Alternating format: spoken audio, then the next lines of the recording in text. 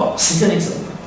Dans un pays comme la France aujourd'hui, on va vers un quatrième âge massif, on va avoir des personnes âgées qui vont vivre longtemps, on a un manque cruel de maisons de retraite. Ah bah, ces maisons de retraite, elles ne vont pas toutes être construites sur financement privé, hein, avec chacun des. Donc on a un besoin d'un État qui fabrique des maisons de retraite, d'un État qui fabrique des prisons. Les prisons françaises sont un scandale démocratique. On a à peu près autant de prisons qu'au XIXe siècle. Les places de prison, c'est n'importe quoi. Il faudrait 2 fois plus, 3 fois plus. Il faut construire des prisons. Ça veut dire un État développeur, un État entrepreneur, un État bétonneur qui construit des prisons, qui après recrute des personnels pour les gérer. On ne parle pas d'hier, on parle des enjeux de demain. En outre, l'État restera longtemps le plus gros employeur dans la plupart de nos pays. Il y a une étude européenne qui vient d'être faite, qui est fort intéressante, étude sur les services publics dans l'Europe des 27, qui montre que les administrations publiques et les services publics, si on inclut justement hôpitaux, services de l'eau, grands services postaux, télécoms, services du rail, du train, etc., si on inclut tout ça, en fait, les salaires liés au public, ça représente 1/3 de la population active de notre vieille Europe. Si on agrège tout ça, ça reste le plus gros pôle d'emploi. Et c'est probablement celui dans lequel il y a le plus de réserves de création d'emplois demain. Ce n'est pas des vieux trucs moribonds en train de mourir. C'est là qu'il y a des réserves. Ce n'est pas dans l'industrie lourde. Ce n'est pas dans la sidérurgie qu'on va créer des emplois demain en Roumanie ou en France. Ce n'est pas dans les agences de voyage, on ne sait plus quoi en faire, il y en a une à chaque angle de rue. Ce n'est pas dans l'économie des services tertiarisés Voilà. C'est effectivement dans un certain nombre de choses qui relèvent justement de ces secteurs. Donc, à ce constat s'ajoute que la thèse de l'État stratège s'avère irréaliste, voire surréaliste. La signification même de la notion suscite un malaise logique. L'assomption de ce thème manifeste finalement que les dirigeants politico-administratifs de l'État sont eux-mêmes en quête de stratégie. Parce que, franchement, quand une institution a une stratégie claire et qu'elle ne doute pas de son propre bien fondé, ses dirigeants ne passent pas leur temps à débattre et à communiquer sur la question du fait que l'institution doit être stratégique. On ne passe pas son temps à une méta-réflexion sur la nécessité d'être stratège quand on est en train de livrer des batailles et qu'on a déjà une stratégie. Donc, le malaise est d'autant plus fort que le thème de l'État stratège est surtout porté, en France, par des fonctionnaires gouvernants et beaucoup moins par des hommes politiques élus, dont la pensée sur l'État, il faut bien dire, assez indigente. Alors, réfléchir au rôle stratégique de l'État, c'est se situer sur le plan de ce que Weber appelait la définition des fins dernières de l'action politique. Donc, c'est par excellence, comme dit Weber, la tâche et l'honneur, la bérouf exclusive des gouvernants politiques d'assumer l'entière responsabilité alors que les hauts fonctionnaires doivent s'en tenir au registre de l'opérationnalisation. Dès lors, l'État peut-il être stratège indépendamment des stratégies proprement politiques du pouvoir politique du moment? Je pose la question, une question très délicate qui n'admet pas de réponse simple. Et je n'ai pas de réponse simple aux questions délicates. Je n'ai déjà pas de réponse délicate. Alors, c'est d'autant plus vrai que les sommets de l'exécutif sous la France de la Ve République ont des difficultés grandissantes à ménager les espaces d'une réflexion stratégique. Je suis très frappé que dans mon pays, mais quand on compare avec les Britanniques, ce n'est pas différent, les Allemands, semble-t-il, ont les mêmes problèmes, et alors tout ce que je vois fonctionner de la Commission européenne, c'est abyssal. Nous sommes de plus en plus dans le règne de l'urgence, nous sommes dans la tyrannie du court terme, dans la tyrannie des sondages, dans la tyrannie de la démocratie sondagière d'opinion et de communication, des élections alliées aux alternances fébriles, la contrainte, alternance fébrile dans tous les pays, je veux dire, il y a beaucoup de pays où de toute manière la seule certitude qu'ont les gouvernants au pouvoir, c'est qu'ils ont été élus, qu'ils seront battus à la sortie. Ils vont faire comment là? Ils se comportent comme ça. C'est très clair. La contrainte de gouverner sous les feux d'une médiatisation croissante et d'autres facteurs encore, qui concourent à rendre les grandes décisions d'orientation stratégique toujours plus difficiles à prendre et toujours plus rares. L'on peut même avancer que la dynamique folle, notamment de la négociation interministérielle à jet continu que nous connaissons dans un pays comme la France, où tout ce qui est important fait l'objet de négociations entre les ministères et remonte par une série de canaux jusqu'à Matignon et au Premier ministre, aboutit à une gigantesque machine à ne pas prendre des décisions. Alors vous voyez, vous avez ici certains problèmes qui peuvent être liés à certaines choses. Vous avez dans d'autres pays des choses qui peuvent être liées à des gouvernements de coalition qui se paralysent mutuellement, typiquement la Belgique, etc.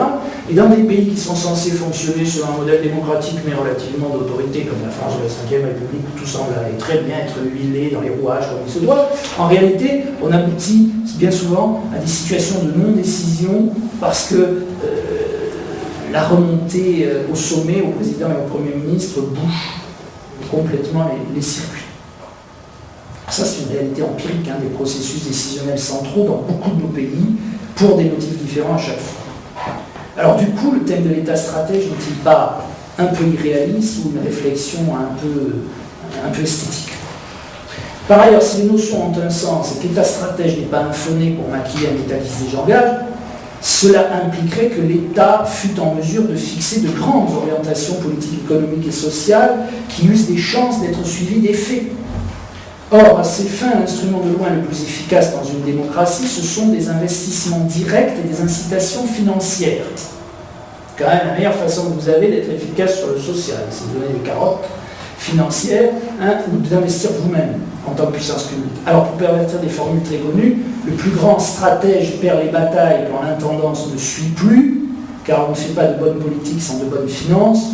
Je cite là à la fois implicitement le général de Gaulle et Sully, Premier ministre du roi Henri IV. Or, les caisses sont vides. Nous avons un état préoccupant des finances publiques françaises comme des finances publiques eux-mêmes. La taille de la dette, le poids grandissant du service de la dette dans le budget de l'État paralyse toutes les marges de manœuvre.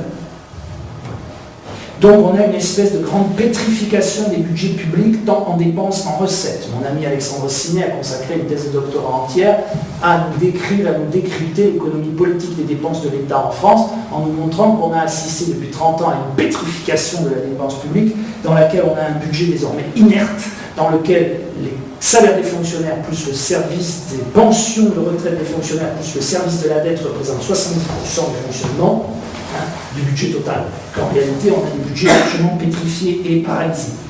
À partir de là, qu'est-ce que vous voulez développer comme stratégie ambitieuse? Je ne connais pas d'ambition qui nous soit coûteuse d'une façon ou d'une autre. Comment vous développez des stratégies ambitieuses, donc coûteuses, si vous n'avez pas de moyens financiers? Donc, l'art de gouverner de demain risque de pousser au paroxysme le style de gouvernement d'aujourd'hui, c'est-à-dire un recours massif, quand aujourd'hui je ne vise pas spécifiquement le président actuel de la France de la Ve République, même s'il participe de cela. Le fait d'un recours massif à toutes les ficelles de la communication et de la symbolique politique, les effets d'annonce, les signaux forts, la manipulation des cadres cognitifs et des référentiels, les images, etc., doublé d'un travail sur les répertoires d'instruments et la dimension de plus en plus procédurale de l'action publique, gouvernée par les instruments. Et, si tel devait être l'avenir, l'État stratège s'achèverait en un simple État animateur, aux deux sens du terme, c'est-à-dire celui du gentil organisateur d'une gouvernance pluriacteur et en réseau, reposant sur des procédures de consultation et de partenariat tous azimuts, et puis celui d'un virtuose de la viduité qui occupe la scène médiatique et amuse la galerie. Dès lors, et ce sera mon dernier sous-point, en 5 minutes, une conception fonctionnaliste de l'État qui nous semble ignorante de sa nature. C'est par là que je veux finir ces propos sceptiques, mais j'espère pas désabusés. L'État qui régule, l'État qui fixe des orientations stratégiques, ces deux conceptions tombent dans le même piège logique, au demeurant très ordinaire, celui du fonctionnalisme, qui consiste à appréhender les institutions par leurs prétendues ou supposées fonctions sociales. Contre cette vision paresseuse, vision partielle, un historien comme un sociologue, comme un politiste frotté d'histoire et de sociologie, se doivent de rappeler que les institutions ne se définissent pas par ce qu'elles font ou ce à quoi elles servent. Je rappelle que la définition webérienne de l'État n'est pas une définition par les fonctions de l'État, par ce à quoi il sert. Et il prend bien garde de nous dire, surtout n'entrez pas dans une définition fonctionnelle de l'État. car c'est une aporie logique à laquelle vous aboutirez. Le constat est avéré pour maintes institutions administratives précises, qui sur une durée assez brève peuvent connaître une refonte complète de leur mission et cependant persister dans leur être. Bien dire que les institutions ne se définissent pas par leur être. Nous avons eu le cas, je ne résiste pas au plaisir de le citer ici chez vous, dans un pays qui fut communiste ou de démocratie soi-disant populaire, en France, nous avions un plan quinquennal. Nous avions un plan indicatif. Le plan indicatif, avec un commissariat général au plan, un commissaire général au plan, un très joli petit hôtel particulier dans ce genre, rue de Martignac, près du ministère de la Défense, à Paris, pas très loin de Sciences Po d'ailleurs. Ce commissaire général au plan, il y avait par exemple Jean Monnet, des gens très bien, le père de l'Europe.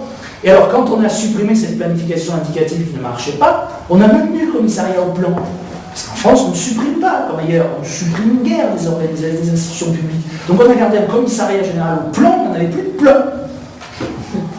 Et cette chose est devenue peu à peu le CAS, le Conseil d'analyse stratégique du Premier ministre. C'est très joli. Mais dans les mêmes bâtiments, avec un commissaire. Bref. Alors, a fortiori, laisse concernant l'État, cette institution par excellence de la longue durée. Weber nous le dit avec force. Il nous dit l'État ne saurait être défini par le contenu de ce qu'il fait. L'État, on ne peut pas le définir par ses missions. Car il n'y a rien, c'est Weber dans le texte, car il n'y a rien ou presque rien dont tel état du monde à tel moment de son histoire ne se soit pas occupé un temps.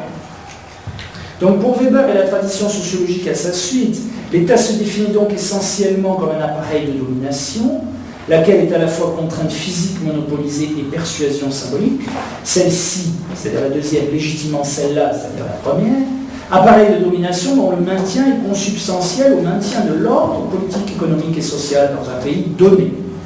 Or, si l'on suit cette voie, aujourd'hui comme hier, l'État demeure l'appareil de domination politique qui maintient nos sociétés debout et les protège contre les risques de toutes sortes, intérieurs et extérieurs, avec la dimension de violence actualisée que cela peut éventuellement requérir. Et la crise, encore une fois, des 3 dernières années a démontré cela magnifiquement. Cette vérité, qui faisait naguère consensus, elle heurte désormais la sensibilité d'un certain nombre de contemporains. À une époque qui vante l'état de droit, le respect de la dignité de la personne humaine élargi à une forme de tolérance bienveillante à l'égard de maintes déviances, des formes de ce qu'on appelle le néotribalisme postmoderne, c'est le sociologue Michel Maffesoli en France qui travaille là-dessus. Sans oublier l'assomption de toutes les formes du gouvernement par contrat, de la démocratie participative, de la gouvernance polycentrique et négociée qui aurait remplacé le gouvernement hiérarchique et autoritaire d'antan, mais sans qu'on nous dise vraiment quand la bascule s'est faite. À quoi s'ajoute, je le disais tout à l'heure, mais ça va bien avec, la montée du droit mou, ce qu'on appelle en droit les régulations floues, la soft law, et bien sûr l'avènement tant salué, je le disais, de la démocratie participative, dialogique, délibérante et électronique. On en passe des meilleurs. Ces évolutions, qu'elles soient concrètes, réelles, ou qu'elles soient plus prophétisées ou auto-prophétisées, elles dessinent la figure de ce que les anglophones appellent de plus en plus souvent le soft power. Donc nos sociétés postmodernes seraient passées du strong power de l'État moderne. Donc l'ère moderne, c'était l'empire du strong power, hiérarchique, coercitif, ça ne veut pas dire dictatorial, mais hiérarchique et coercitif, avec lequel la figure de l'État était liée consubstantiellement, et on serait en train de passer, ou on aurait déjà basculé dans une nouvelle ère de l'humanité, celle du soft power postmoderne, dans laquelle l'État n'est plus vraiment la figure d'actualité. Et l'on ne voit que trop en quoi la figure d'un État régulateur réduit à n'être qu'un garant des règles juridiques contre lequel le citoyen a toujours le droit de se retourner pour faire condamner ses éventuels abus de pouvoir par ses propres tribunaux ou par ceux de la supranationalité, la CJCE, la CEDH de Strasbourg, le TPI de l'AE, etc., s'accommode bien de cette espèce d'amollissement supposé des relations de pouvoir. Vous voyez bien.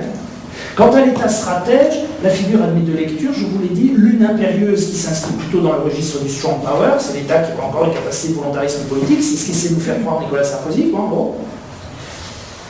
Et puis une autre lecture qui épouse fort bien la soft idéologie ou le soft zeitgeist ambiant pour autant que les stratégies de l'État stratège soient élaborées et conduites sur un mode dialogué et gouvernantiel qui associe les divers représentants d'intérêts organisés de la société civile, les représentants des ONG, les représentants de la politique par le bas, des expertises profanes, et que sais-je encore. Donc, vous voyez des visions à la mode qui ont tout pour séduire, qui philosophiquement sont très intéressantes,